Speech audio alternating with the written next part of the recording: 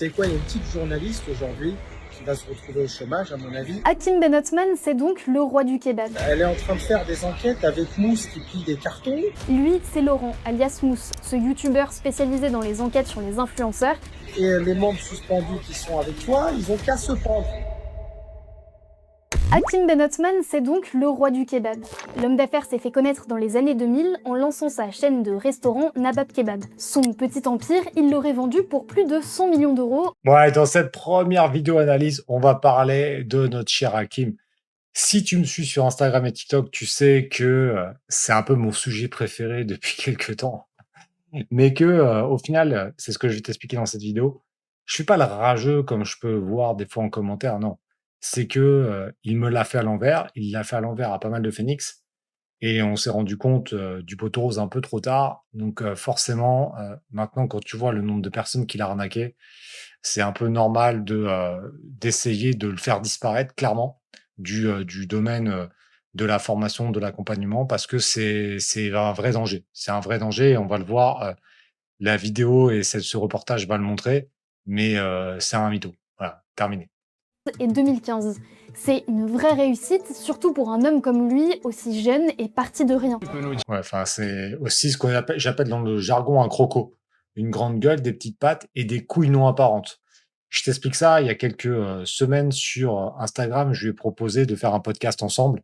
Il ne m'a jamais répondu alors qu'on fait des vidéos qui font entre 20 et 500 000 vues sur lui.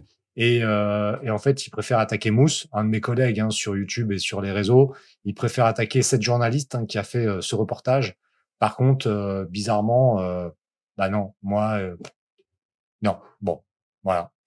Dire sur une année, quelle a été la plus grosse somme d'argent que tu as encaissée? La plus grosse somme d'argent, c'est quand j'ai vendu ma boîte. Ok. 100 millions d'euros. 100 M. Bon, bah déjà, là, on va pouvoir débunker ça rapidement puisqu'il n'a pas vendu sa boîte 100 millions. Il n'a pas vendu sa boîte du tout. Elle est partie en liquidation.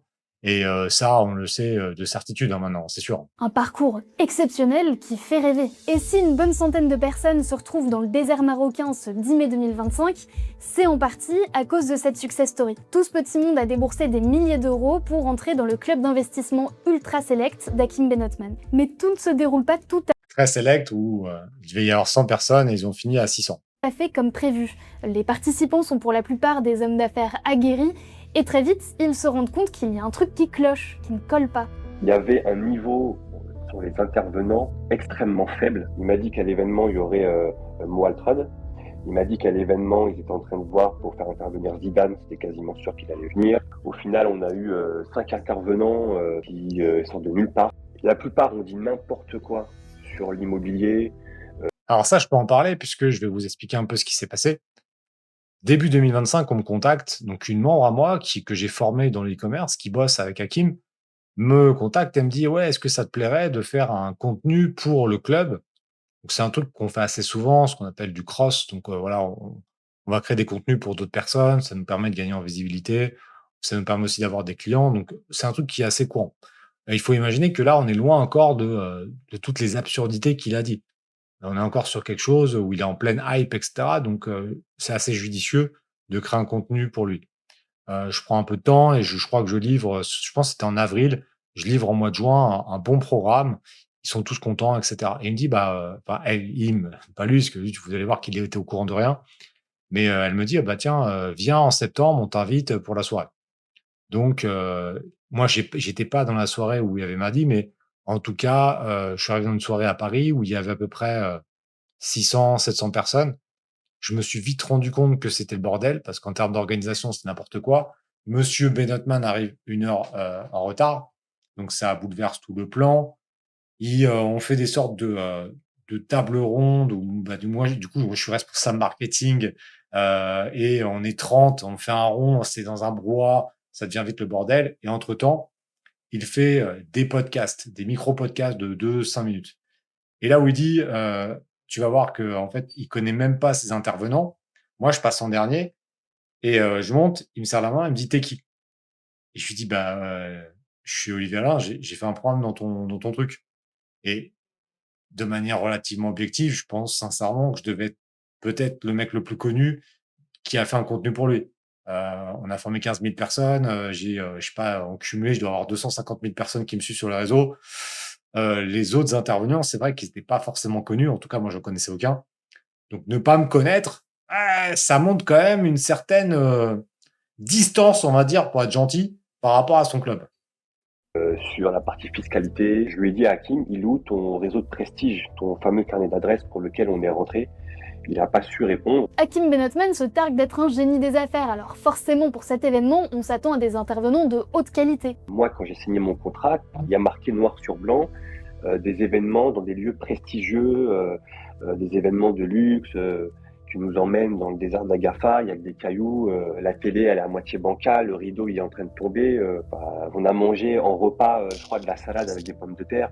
Je lui dis, il n'y a rien d'exceptionnel là, j'ai payé 25 000 euros. En bref, 25 000 euros, c'est vrai que la soirée que j'ai vue à Paris, elle était dans une salle relativement classique, dans un cowork. Il n'y avait vraiment rien d'exceptionnel non plus. Marrakech, c'est un fiasco. Et les participants commencent à se poser des questions. Et si Hakim Ben Othman n'était pas l'entrepreneur à succès qu'il prétend être? Et s'il avait menti depuis le début sur tout son parcours? C'est un club en fait qui est basé sur du vent, sur un mec qui parle bien. C'est un très bon orateur, mais techniquement il est zéro. Au-delà des membres du club, des personnalités publiques comme Anthony Bourbon vont aussi partager leurs doutes. Hakim Ben Othman. Retenez bien ce nom, c'est du mytho de compétition. On en a un par génération, comme ça. C'est un Pokémon très rare, Ben Othman. Il n'y a que dans ta tête que t'es riche. Voilà, Anthony, il l'avait dézingué. Bon, Hakim pense que c'est le concurrent d'Anthony. Alors que Anthony, moi je lui ai déjà parlé, suite à des vidéos que j'ai fait sur Instagram, il a formé, il y a 17 000 personnes qui sont passées dans Blast.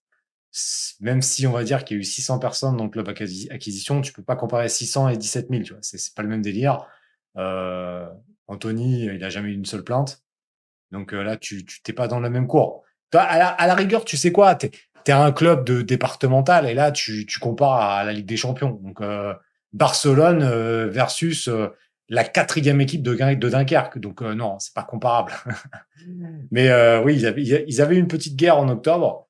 Ouais, ça s'est vite calmé, hein, parce que quand Hakim a vu que Anthony il allait le défoncer, bizarrement, ça s'est calmé. Hein. Pour bien comprendre toute cette affaire, je vais vous raconter les débuts d'Hakim Ben Othman. J'ai commencé à monter les broches dans ma ville, d'accord, chez des kebabs, les kebabs indépendants de la ville. Et j'apprenais à les monter de plus en plus rapidement pour en monter jusqu'à 10 par jour et je gagnais jusqu'à 500 € par jour à l'âge de 16 ans. Bon, Ça, à la rigueur, c'est possible. Parce que je pense qu'à l'époque, il bossait fort. Bon, là, il n'y a rien d'exceptionnel. ça c'est pour le storytelling du millionnaire qui a commencé à devenir riche adolescent, ça fait toujours son petit effet. Il s'est d'abord fait un nom en lançant Nabab Kebab. Le concept, c'est un restaurant qui est spécialisé dans la vente de sandwichs d'origine turque. Il aurait ouvert son premier établissement à seulement 19 ans, à Tours, où il vit. Et c'est un vrai succès parce que dans les années qui suivent, il va lancer des franchises de son restaurant en France, mais aussi à l'étranger. Nabab Kebab avait à peu près 122 restaurants. Il y avait... Tu vois sa tête qui monte. Déjà, franchement, si tu le vois, 122 restaurants, et après, il y a d'autres interviews là-dessus. Je pense que, allez, vent dans le dos, il est monté à 40. Ce qui est déjà bien en soi. Mais pas 122. C'est encore une fois, les chiffres, il est pas précis sur les chiffres. C'est assez large au niveau des chiffres, mais 20 ou 30, c'est pas 140 ou c'est pas 120. Plusieurs filiales, plusieurs sous-filiales, holding, sous-holding. Nous étions Des holdings et des sous-holdings. Alors, une sous-holding, j'avais jamais entendu le concept de sous-holding. un groupe international. Ça, c'est ce qu'il raconte partout, dans les médias et dans les Milliardaire grâce au kebab, hein, carrément, quoi. Milliardaire. Les mecs se rendent même pas compte de ce que c'est qu'être milliardaire. émissions télévisées. Il devient le roi du kebab, et sa consécration arrive entre 2014 et 2015. Tu as vendu en 2014, hein, c'est ça? Nabab, j'ai vendu entre 2014 et 2015. Avec ma première marque Nabab, je suis monté à 120 millions de chiffre d'affaires. Ça s'est revendu à peu près le même prix. Retenez bien Déjà, les franchises, c'est pas mon truc, mais par contre, j'ai fait du private equity.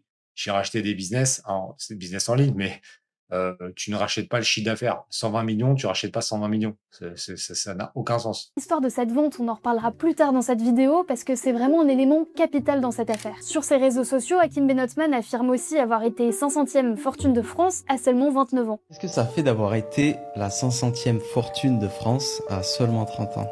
Faut le savoir. Déjà, c'est des fortunes professionnelles. D'accord, l'argent, il n'est pas dans mon compte. Il n'est même pas dans les comptes de la société. Alors il apparaît Ah, ok, c'est la fortune professionnelle, mais l'argent n'existe pas. D'ailleurs, quand on regarde un peu les anciens podcasts, on a quand même des éléments où on voyait que c'était du mytho. Parce que là, je pense qu'il doit dire, oui, c'est la valorisation de la boîte. Sauf que, tu vois, t'as pas besoin d'avoir fait 20 ans de business pour dire, ouais, c'est basé sur une valo. Et, enfin bref. Et au final, bon, il a jamais été dans le classement, évidemment. Certes, dans ce classement des start-upers millionnaires du média Challenge en 2013, avec une fortune estimée à 6 millions d'euros. Ouais, il gère 48. Donc là, on était en 2013, 48. Donc ça veut dire que il vend. Vous voyez, en fait, les mythos, même lui, il est même pas foutu de voir tellement qu'il raconte des mythos. Il te dit ça, en 2013, il y en a 48. Comment tu veux qu'en 2015, il y en ait 120? Allez, sans déconner. Donc de 2006 ou 2007, je sais pas quand, à 2013, il en fait 48. Et le mec, d'un seul coup, tu sais, je sais pas, il s'est levé, tu vois. Il s'est levé, genre, putain, mec, je suis trop balèze. Et d'un seul coup, il a commencé à multiplier par 3 en un an. Vas-y, arrête ton char, putain. Mais pas dans le classement des 500 plus grosses fortunes de France du magazine. En 2021, il est candidat au rachat de Quick, et 2 ans plus tard, il est candidat au rachat de Courtepaille. Et ça aussi, il va beaucoup en parler sur les réseaux. Ah, il va beaucoup en parler, même beaucoup trop. Quick, en fait, qu'est-ce qui s'est passé? Moi, j'ai le bras long. Tu le vois pas, mais le bras est très long. Moi, je connais tout le monde. Quick, en fait, qu'est-ce qu'il a fait? Ouais, il a posé un dossier pour Quick et Courtepaille. Mais le tribunal, ils lui ont dit, monsieur, qu'est-ce que vous faites? Non, mais non, allez, dégage, c'est tout. Et donc toi, demain, c'est pareil. Si vous voulez, demain, il y a une boîte à racheter, on y va, on se fait un storytelling de l'espace. Voilà, on a fait racheter Amazon, ou je sais pas quelle boîte. Mais en fait, t'arrives juste, bon, une boîte qui coule. Amazon, c'est pas en train de couler, mais t'as compris, ou Camailleux, quand c'est en train de couler, t'arrives au tribunal, tu dis, ouais, j'ai envie de racheter Camailleux. T'es auto-entrepreneur, tu sais. T'as fait 12 euros de chiffre d'affaires, on va te recaler. Et après, tu fais un storytelling en disant, j'étais à 2 doigts. J'étais à ça de racheter Camailleux. C'est ce qu'il nous a fait. Et Courtepaille, c'est pareil. Courtepaille, il en a dit, allez, dégage. Sociaux. Mais les deux projets n'aboutissent pas. Dans le cadre de Courtepaille, l'offre d'Hakim Benotman a été rejetée par le tribunal parce qu'il est sous le coup d'une interdiction de gérer une entreprise pendant 10 ans. Ah oui, ça c'est pareil. Il a essayé de nous faire croire que c'était un problème de courrier. Parce que c'est vrai que tu te fais, tu vois, tu veux pas gérer une entreprise pendant 10 ans parce que t'as pas reçu un courrier. Genre, t'as pas payé ton eau, t'as pas payé l'EDF pendant un mois. Ah non, voilà, 10 ans. 50 ans même. 50 ans, non, tu peux plus jamais gérer. Parce que t'as pas payé l'eau au mois de juillet. N'importe quoi. En France, mais aussi en Belgique. Bon. Et puis, en Belge, c'est pareil. Donc, les Belges, c'est pareil. Le motif, il a pas mangé des frites le samedi. Le premier samedi du mois, il a pas mangé des frites. Interdiction pendant 10 ans. Ah ouais, mais rigole pas les Belges aussi. Là, avec les interdictions de gérer des entreprises dans 2 pays différents et le petit mytho sur le média Challenge, vous commencez à vous douter que l'histoire, elle est peut-être pas si rose que ça. Parce que sa franchise Nabab Kebab, elle se portait pas aussi bien qu'il le prétendait. Bon, déjà, premier red flag, c'est compliqué de trouver la trace des centaines d'établissements dont par... Je la kiffe. Elle a un petit ton comme moi je peux faire sur Instagram. Elle a un petit ton de sarcasme. Elle a un petit ton de sarcastique que j'aime beaucoup. Parler Hakim Benotman. Bien évidemment, il nous parle de 120 restaurants en France. Je pense que ça n'a jamais pu dépasser les 40. Voilà, Fatih. Alors, Fatih, il a été très actif sur les... Je sais pas s'il est encore sur les réseaux, sur TikTok, Instagram. Avec Mousse, c'était les premiers à vraiment taper dans la fourmilière.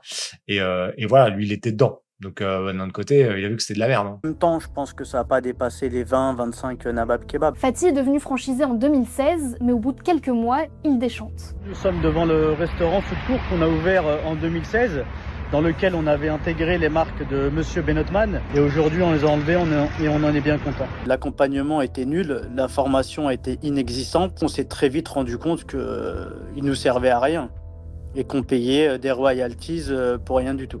Pour devenir franchisé, Fatih a dû s'acquitter de droits d'entrée et reverser 6% de son chiffre d'affaires. Au total, il a déboursé 70 000 euros. C'est le b.a.-ba du franchiseur, c'est de former son franchisé pour pouvoir exploiter la marque, donner une liste de prestataires, que ce soit des fournisseurs de mobilier ou des fournisseurs de caisses enregistreuses, etc.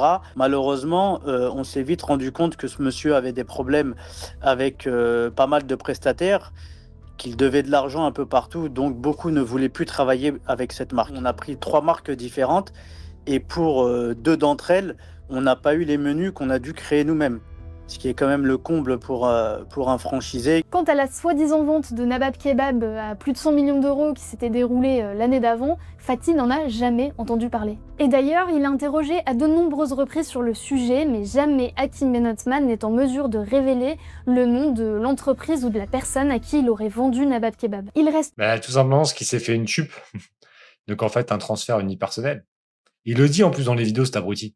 Il dit ouais, j'ai fait une chup. Donc en fait, il croit que c'est un truc super malin. Et c'est juste qu'en fait, il a intégré une boîte dans une autre boîte. Terminado, quoi. toujours très flou. Si, j'ai vendu à qui? Là, il est en train de réfléchir. Là. Parce qu'en plus, c'est jamais le même mytho. C'est j'ai vendu à qui? J'ai vendu à des Allemands. Ouais, merci. Tu sais, il est en train de chercher des prénoms, c'est Mercedes. Non, ça va être cramé.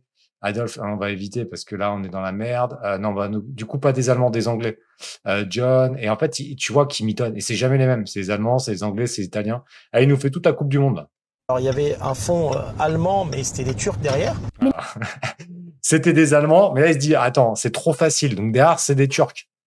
Ouais, parce que tu sais, il est dans les kebabs. Donc là, c'est des Turcs. C'est logique, en fait. C'est nous qui sommes cons, en fait. C'est juste ça. Hein. La réalité, c'est que à ce jour, aucune trace de cette vente n'a pu être trouvée, même dans les documents mis en ligne par Hakim Benotman lui-même, dans une tentative désespérée de se justifier. Je vais mettre même des actes de cession certifiés. Là, c'était une blague. Foutage de gueule. Genre ça, il l'a fait. Franchement, il nous aurait balancé un post-it à la gueule, c'était pareil. C'est une OBO, enfin, c'est de la merde. 117M, c'est genre dans des documents comme ça, tu fais 100. Tu sais, bientôt il va y avoir wesh. Tu sais, il va y avoir non mais c'est n'importe quoi. Enfin, d'ailleurs, il s'est fait débunker. Moi, c'est pas mon domaine, hein, je suis pas avocat, mais il y a des avocats qui lui ont dit c'est de la merde. Ils sont pas dit ça comme ça, mais c'est ce que ça voulait dire. À me faire retoquer par l'administration et à payer peut-être 10 millions d'euros d'impôts. 10 millions d'euros d'impôts. Il y a plus de déjà, tu sais, l'administration, ils vont pas revenir 15 ans en arrière. Hein. Donc bon.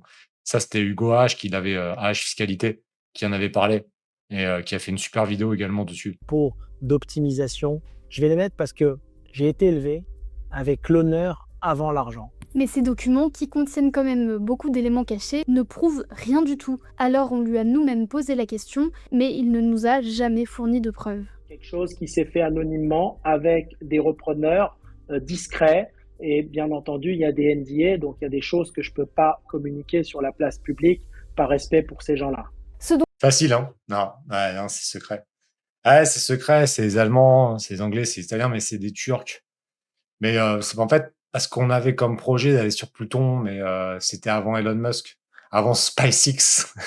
Dont on est sûr, en revanche, c'est que pendant ce temps, Hakim Benotman enchaîne les faillites et les liquidations judiciaires. Pendant quelques Ça, par contre, ça y est. Hein. Là, c'est la cascade. Ah là, on est sur de la cascade de holding, mais la cascade de liquidation. années, on n'entend plus trop parler d'Hakim Benotman. Jusqu'en Est-ce que c'était pas plus mal, d'ailleurs?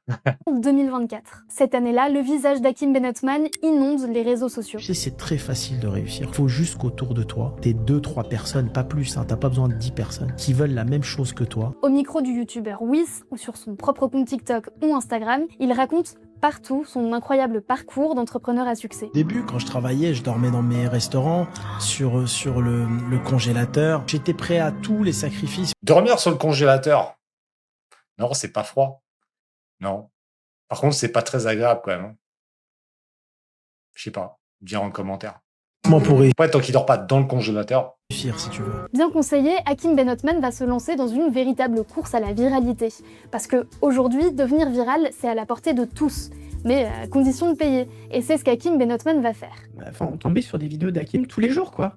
Des extraits de ses podcasts. Et en fait, à force de voir les vidéos, les gens se sont dit, mais c'est vrai, ça peut pas être faux.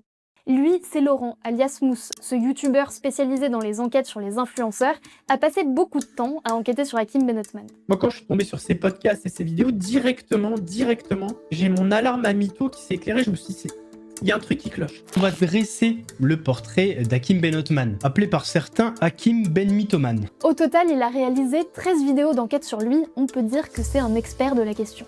Travailler avec une personne qui s'appelle Louis. Louis travaille avec des équipes de clippers. Des équipes de clippers, c'est quoi? C'est des personnes qui viennent couper des passages intéressants sur des podcasts. Ils viennent poster ça donc de manière agressive. Il y a beaucoup de comptes qui vont poster ces vidéos sur TikTok et d'autres réseaux.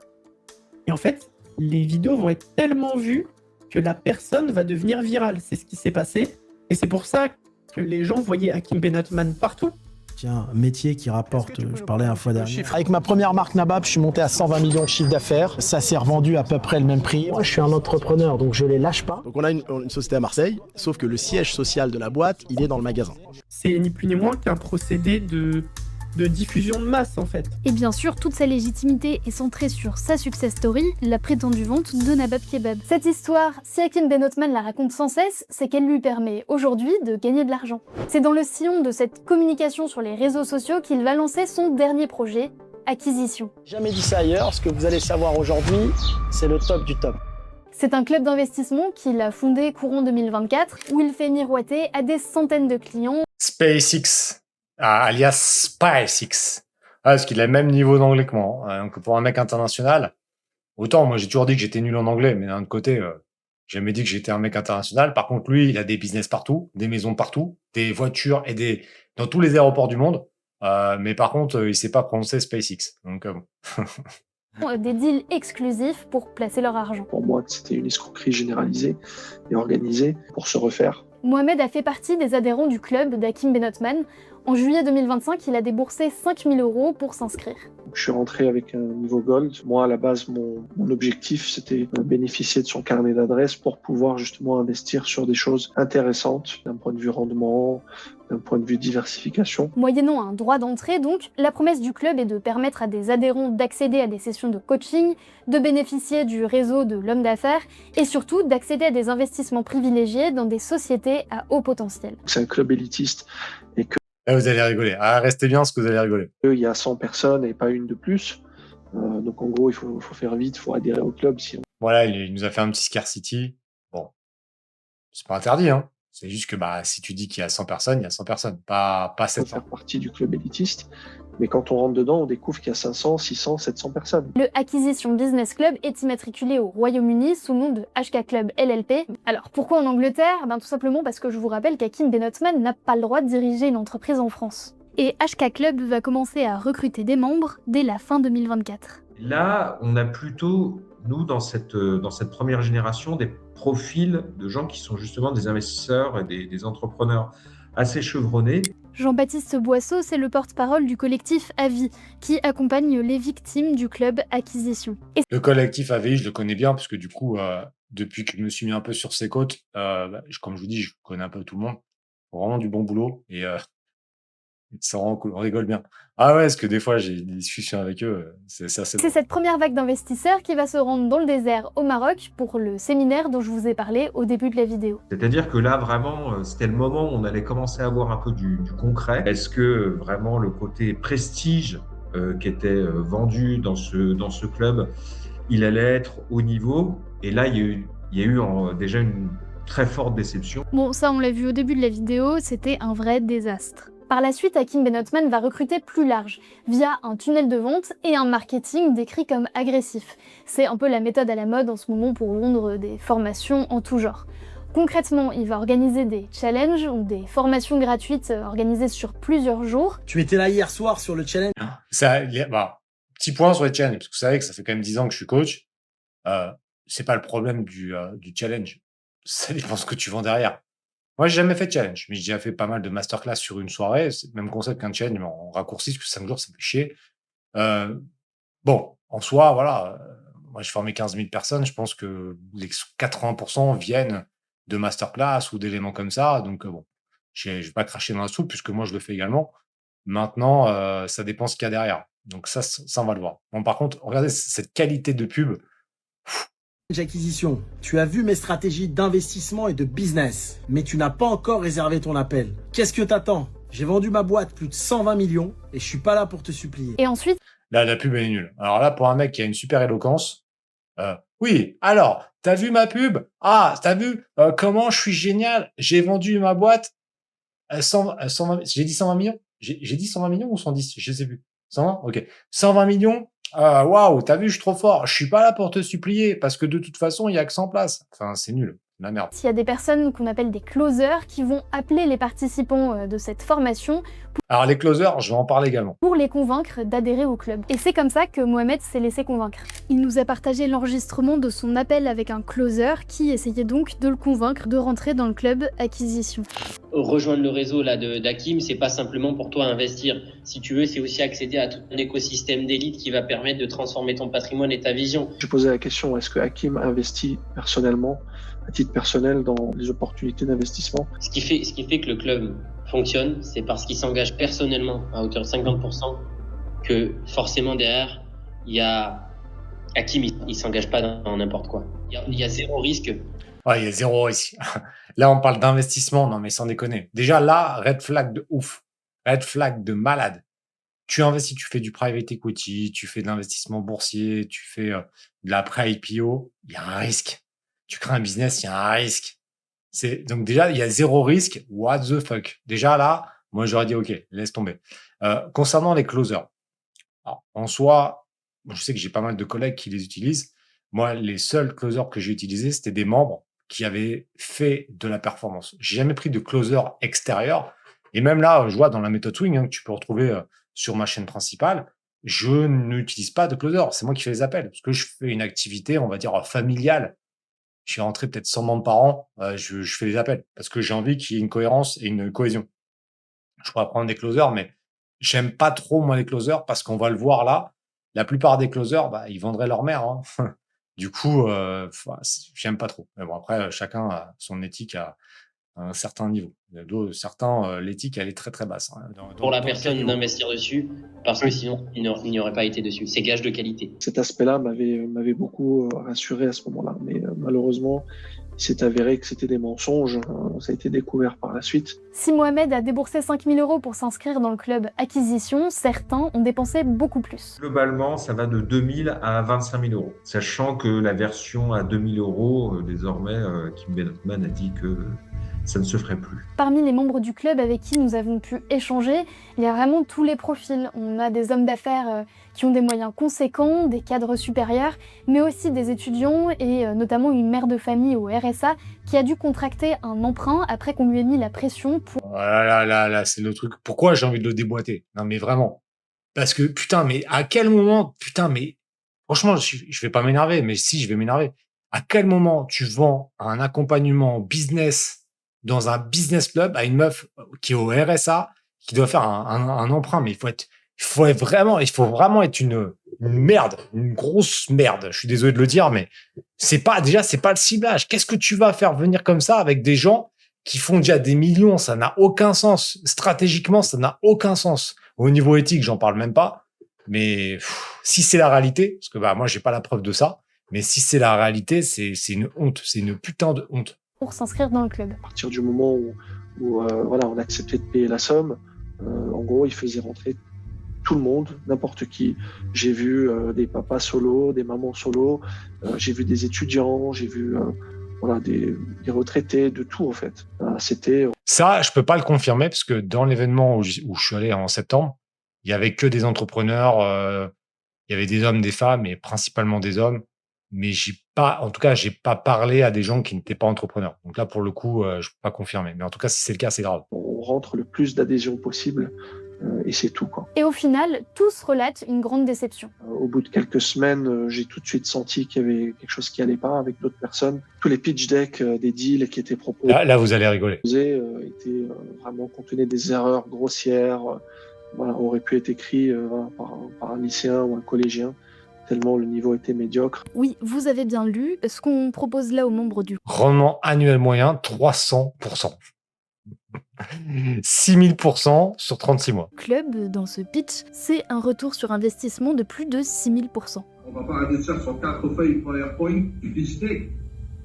Non mais Skander, je suis dans d'affaires aussi, Hakim, on n'est pas des débutants. À chaque fois qu'on demandait des précisions, des analyses financières et juridiques bien plus poussées, il y avait jamais de réponse. Et jusqu'à aujourd'hui, il y a aucun deal, même maintenant plus d'1 an après, aucun deal que les membres du club ont pu investir. Il y a vraiment rien qui a abouti. Ces deals, qui sont présentés comme des opportunités d'investissement exclusifs, Ils vont commencer à interroger une partie des adhérents, parce que par exemple, on va leur proposer d'entrer au capital de très grosses entreprises comme SpaceX ou Mistral AI. Ça a étonné beaucoup de monde parce que ce sont des sociétés qui ne sont pas cotées aujourd'hui sur les marchés financiers. Forcément, ça paraît du coup très très avantageux, très très exclusif. En réalité, on s'est aperçu que c'était pas des investissements directs, ça passait par des instruments financiers qui eux-mêmes avaient des parts dans ces sociétés. Contacté, Mistral AI nous indique que ni cette personne ni ce club ne sont associés directement ou indirectement au capital. Tandis qu'EquiSafe, la société qui collectait les fonds pour les investissements, nous indiquait qu'aucun membre n'avait pu investir dans SpaceX ou Mistral AI. Et en fait, jamais de la vie, vous n'étiez actionnaire direct de ces différentes sociétés. Là, si tu vas voir sur mon compte Instagram, j'ai fait pas mal de vidéos sur SpaceX où il annonce des éléments, mais là, ça reste mon taf. Moi, je fais de l'investissement. Donc, quand il dit oui, je suis déçu parce que les membres auraient pu faire un x3 lors de l'entrée en bourse, bah, en fait, j'ai envie de te dire, quasiment n'importe qui rentrait le jour de l'ouverture sur le marché, il est rentré, ça a ouvert à $135, on est monté à $220 pendant le pump, bah, tu faisais quasiment un x2, pas tout à fait, mais 80%. Tu n'avais pas besoin de payer $25 000, c'était gratuit, ça, tu pouvais le faire. Bon, après, il fallait pas louper le pump, et ça, c'est autre chose. Mais faire 50% sur l'ouverture, c'était relativement facile. Enfin bref. L'entreprise nous assure avoir mis fin à leur collaboration avec Hakim Ben-Othman en octobre dernier et avoir remboursé les membres qui ont investi de l'argent par leur biais. Alors vous pourriez vous demander pourquoi Hakim Ben-Othman a besoin de passer par des entreprises intermédiaires comme EquiSafe pour placer l'argent de ses adhérents. En fait, la réponse, elle est simple, c'est qu'en France, on ne peut pas faire ce qu'on veut. Ça, c'est régulé comme activité. Et en fait, Hakim Ben-Othman n'a pas l'autorisation de l'autorité des marchés financiers pour placer l'argent des adhérents. Donc, il l'aura jamais, hein, parce que déjà, bah, quand tu as interdit de gérer, tu risques pas d'avoir un agrément AMF. Hein. Donc déjà, ça, et puis là, en plus, là, on est vraiment sur le fonctionnement d'un fonds d'investissement. C'est complexe, c'est ultra complexe. Moi, on m'a proposé de le faire. Je suis en train de réfléchir d'ailleurs à faire mon propre fonds. Je sais pas. Honnêtement, je suis mi-figue, mi-raisin parce que je gagne suffisamment déjà d'argent. On a l'accompagnement. Ça peut être intéressant pour le challenge, mais je sais pas. Mais lui, il l'aura jamais. C'est un bordel pas possible en termes d'administratif. Donc, bon courage. Obligé de passer par une entreprise qui, elle, a un agrément donné par l'AMF. Donc là aujourd'hui on est à Marbella, entre Marbella et Malaga, on est avec des membres du club. Sur les réseaux sociaux, Hakim Ben-Othman vante aussi des projets immobiliers avec des rendements jamais vus. Donc là c'est un projet de promotion immobilière, donc 17 villas sur un terrain qui est acheté à peu près 1,5 million, plus avec la viabilisation on va monter à 2,5 millions. Ce qui est convenu, parce qu'on préfère prendre le temps pour vendre, on va vendre les 3-4 premières maisons, après on a le temps, c'est de vendre quand même les maisons plus chères, puisque le voisinage... C'est quand même le seul gars qui fait de l'immobilier, parce que je vous rappelle qu'il avait un projet de 500 ou 800 maisons au Maroc, qui n'est pas pressé de vendre. C'est-à-dire qu'en gros, non, on n'est pas pressé. Bah, on a tellement de trésors qu'on n'est pas pressé, quoi. On fait même pas de pub, d'ailleurs. Et plus aux alentours d'1 million par maison, et d'aller tirer 6 à 7 millions de profits en 24 mois sur ce projet. En direct de Luxembourg, j'ai closé un deal ce matin, enfin, on a commencé hier soir, on a fini aujourd'hui, sur 200... Qui deal la nuit aussi. Ouais. C'est voilà, c'est un businessman nocturne. C'est rare, mais lui, il bosse que de la nuit. 110 hectares au Portugal avec un rendement de 900%. 900% en IMO. Si l'IMO, ça rapportait autant, je me ferais peut-être pas chier à faire de la bourse. Hein. Dès que les investisseurs demandaient des détails sur où sont les terrains, qu'est-ce qu'on peut voir, c'est quoi le plan, là, les réponses devenaient extrêmement floues, tant et si bien que les gens se sont dit, mais c'est pas possible en fait, ça n'existe pas. Les terrains, ils sont pas là, ils sont pas achetés. Un autre événement achève d'inquiéter Mohamed et d'autres membres du club à l'été 2025. Le 30 juillet, le youtubeur Micode publie une vidéo sur sa chaîne qui Micode, il est trop fort. Je vous invite vraiment à aller voir ses vidéos si ce n'est pas encore fait. C'est un chef-d'œuvre à chaque fois. Il fait des montages de l'espace, des études, des enquêtes de malades. C'est ouf. Intitule « J'ai infiltré une pyramide de Ponzi ». Dedans, il mentionne notamment Kevin Valfin. Le fondateur, un certain Kevin Valfin, y explique que son club est un écosystème pour que chacun puisse s'épanouir. Un entrepreneur accusé dans la vidéo de faire partie d'une pyramide de Ponzi. Or, Kevin Valfin, il figure sur l'organigramme d'acquisition. Il est présenté comme un développeur et il est également associé à plusieurs projets d'investissement. Bon, là, ça commence à faire beaucoup. Et là, on a tout de suite demandé des explications à Hakim et voilà, lui, il a balayé ça d'un revers de main en disant voilà, le passé ou voilà, le passé de mes collaborateurs, ça m'intéresse pas. Ce qui m'intéresse, c'est le boulot qu'ils produisent, etc., etc. Plusieurs membres du club vont commencer à échanger et vont aussi échanger avec d'anciens franchisés Nabab Kebab et ils vont se rapprocher du collectif Avi qui va organiser un appel avec Hakim Benotman pour essayer de... L'appel, moi j'y étais, c'était un grand moment de spectacle. Ah franchement, j'aurais payé 40 balles. Hein. Ah ouais. Mais moi d'ailleurs, petite parenthèse, hein, vous savez que moi j'ai vraiment ces deux côtés-là, j'ai le côté stand-up, le côté acting, en tout cas j'espère, et le côté investissement, mais je pense qu'Hakim, sincèrement, un stand-up, ah ouais, il fait un tour de France. Hein. Moi je pense qu'il faut qu'il se lance dans l'humour parce qu'il est très très fort. Hein. De répondre aux questions des adhérents et surtout d'essayer de trouver des solutions. JB, comme il est 5h du matin chez moi, l'idée c'est que je réponde à tout en même temps pendant une dizaine de minutes et que je puisse vous laisser tous ensemble finir tranquillement. Est-ce que ça peut vous convenir, JB? Alors, c'est pas exactement le format qu'on avait prévu. Vous vous rappelez, je vous ai dit que la vente de Nabab Kebab était capitale dans cette affaire. Eh bien, c'est parce que toutes ces personnes qui ont décidé de rejoindre le club, qu'elles soient des investisseurs chevronnés ou non, sont rentrées à cause de cette Là, je suis pas forcément d'accord. J'avais fait d'ailleurs une vidéo sur Insta où je disais que Hakim était un énorme gâchis.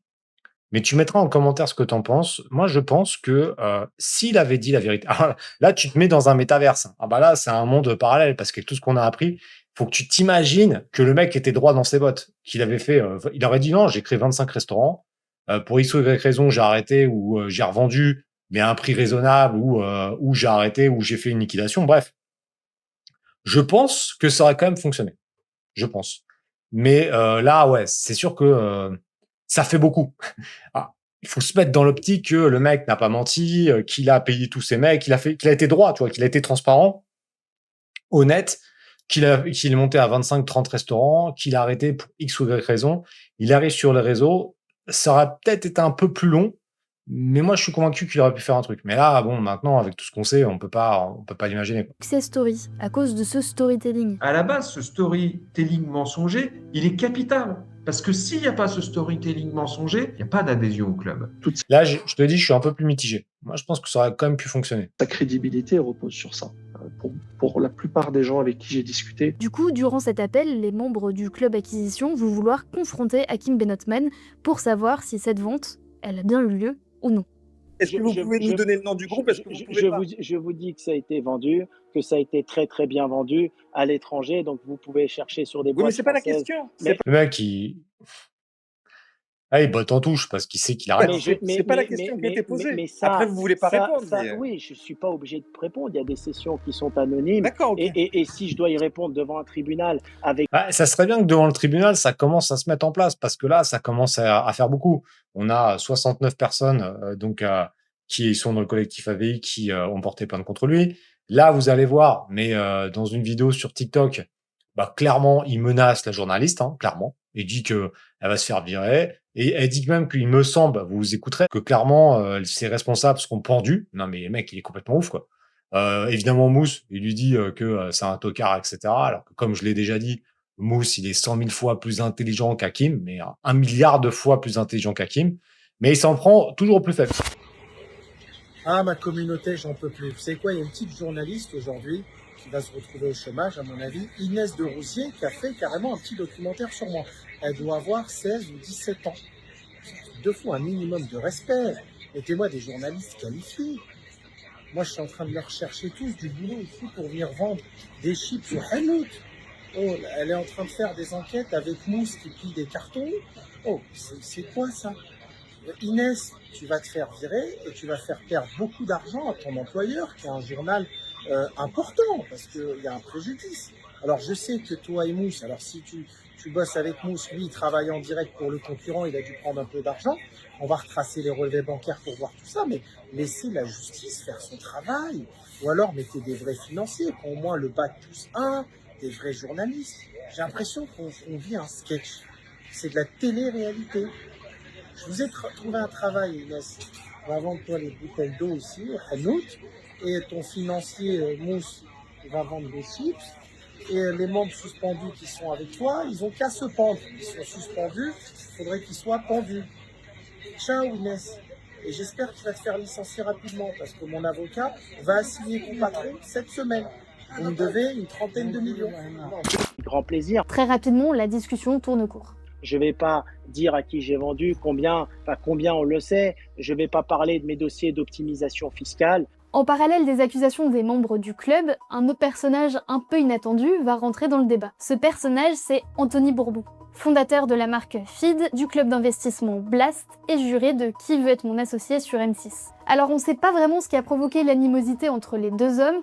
En tout cas, ce qu'on sait, c'est qu'à partir de fin octobre 2025, ils vont s'affronter par vidéo interposée sur les réseaux sociaux. Hakim Benotman.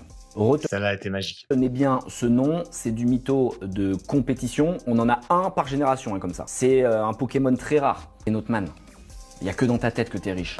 N'investissez avec des clubs ou des boîtes que quand il y a un agrément AMF. S'il n'y a pas d'agrément AMF, ça pue. Je crois qu'il parle de moi là. Une personne que j'ai jamais critiquée qui se permet de parler de moi. Anthony Bourbon qui parle de moi dans son live. On va se pencher sur son cas. Le plus grand posteur qui dit faut pas y aller quand il n'y a pas l'agrément AMF. Mais attendez. Ton club, il a été créé en 2022. En octobre 2022, tu as eu l'agrément AMF en août 2023. Premier mensonge. Ce clash, Hakim Benotman va le prendre très au sérieux. Et pour discréditer son adversaire, Hakim Benotman ne recule devant rien. Au fil de ses enquêtes, le youtubeur Mousse va récolter des preuves montrant qu'Hakim Benotman serait à l'origine de la création d'une chaîne YouTube montée dans le but de dénigrer Anthony Bourbon. Alors ça moi je l'ai vu de mes propres yeux. Le nombre de faux commentaires, le nombre de menaces. Alors moi ça va. Honnêtement, j'ai pas eu énormément de commentaires de ce type-là. J'en ai eu quelques-uns. On sait très bien qui est derrière. Enfin, ça se voit, c'est des faux comptes, etc. Bah vas-y, balance en direct. Vas-y, arrête de faire ton croco. Parce que c'est vraiment faible, ça. Une vidéo d'une source anonyme qui m'a dit voilà, il est en train de communiquer avec une personne pour créer une chaîne YouTube, faire des vidéos pour dénigrer Anthony Bourbon. On a les échanges entre Hakim Benotman et la personne qui a créé les vidéos. Il a bossé toute la nuit, le mec. En fait, il a juste racheté une chaîne, il a changé le logo, il a acheté des abonnés, tout ça. Et c'est donc la fameuse chaîne PM Productions qui a donc fait la vidéo sur Anthony Bourbon. Alors c'est pas la première fois qu'on nous rapporte qu'Hakim Benotman a recours à des méthodes un peu extrêmes face aux critiques. Par exemple, en réaction aux enquêtes de Mousse, il a ainsi rendu public l'adresse du domicile du youtubeur où il vit avec ses deux filles. On nous a également transmis des vocaux WhatsApp envoyés par Hakim Benotman dans lesquels il parle de fabriquer un faux témoignage. J'ai une idée, il faudrait qu'on trouve une dame un peu folle qui ressemble à cette Safa de Montpellier, une arabe un peu comme ça, avec un mauvais regard, et en fait elle va décrire dans un podcast toutes les escroqueries qu'elle a faites, et je la diffuserai. Et le podcast, il s'appellera « Comment j'ai arnaqué X millions à Hakim Benotman ». Il a quand même... Ah, il est fort, hein. C'est là où tu vois que c'est pas son premier coup d'essai. Les preuves, on les a. C'est-à-dire qu'il est capable de faire des choses, ouais. Et j'ai même vu un podcast, hein, un TikTok où il explique clairement, il dit ouais, moi j'ai fait ça, j'ai pris 9 millions et maintenant ciao, quoi. Il le dit clairement dans une vidéo. Donc on voit très bien qu'il a essayé de se refaire avec le club. Là, il a même proposé fin juin, il allait faire un club IMO. Mais au final, je pense que là, le pressing qu'on lui met, c'est un pressing de Coupe du Monde, hein. Ah ouais. Donc il devait lancer ça le 1er juillet. Bon bah c'est aujourd'hui, au moment où je fais ce tournage. Il se passe rien parce qu'il sait que là, je pense qu'il est foutu, mais il lâche pas l'affaire. Il lâche pas l'affaire, mais il faudrait mieux lâcher l'affaire, hein. Il faudrait mieux arrêter parce que là, de toute façon, c'est foutu, hein. L'air d'être un habitué de ce genre de pratique. Quand on regarde son compte Instagram, on voit que la grande majorité des commentaires positifs viennent de comptes qui ont tous été créés en janvier 2026.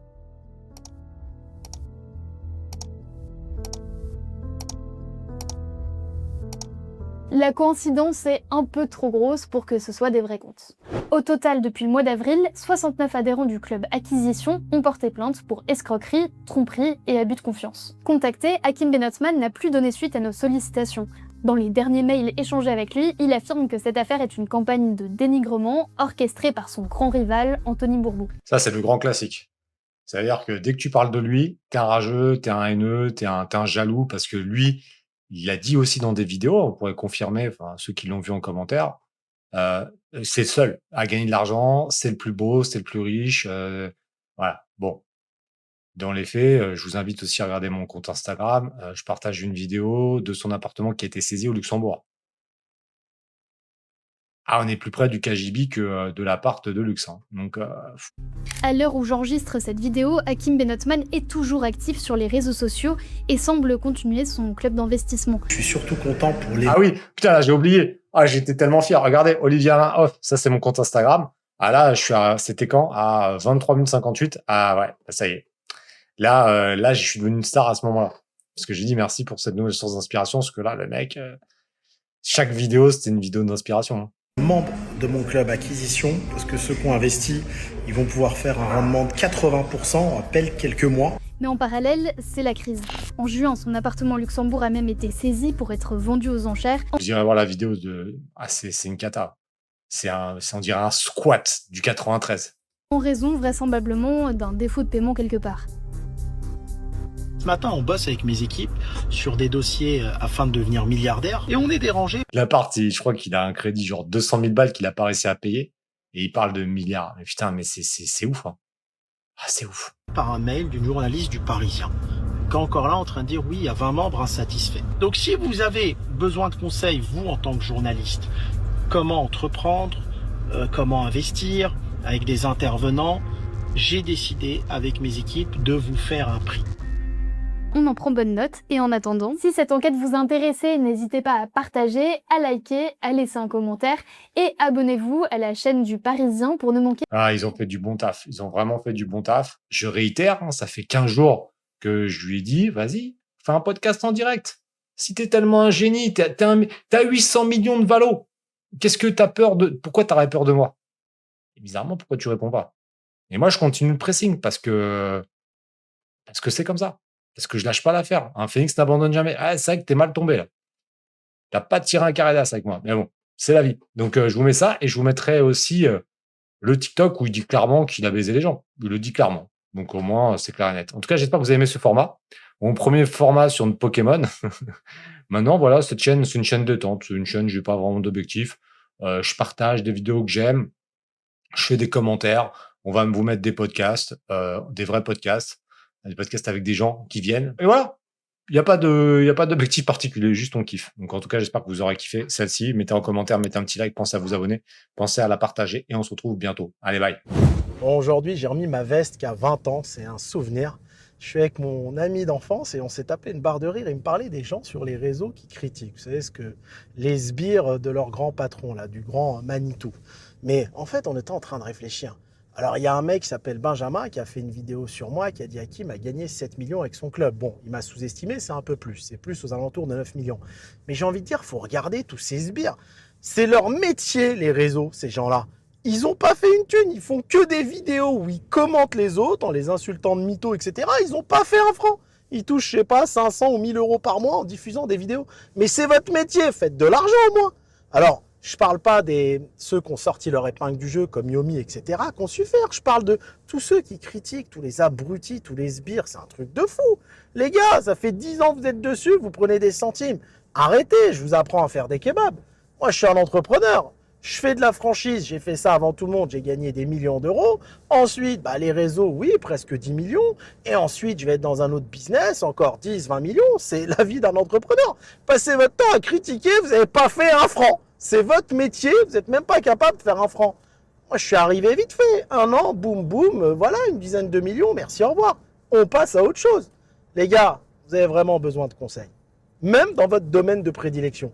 Ça prouve que vous êtes des nazes et que vous ne serez jamais des entrepreneurs. C'est ça la différence. Et quand on n'arrive pas à entreprendre et à faire une thune, tout ce qui reste à faire, c'est de dire que les autres, c'est des mythos ou des escrocs. Vous savez pourquoi? L'argent du riche fatiguera toujours la langue du pauvre.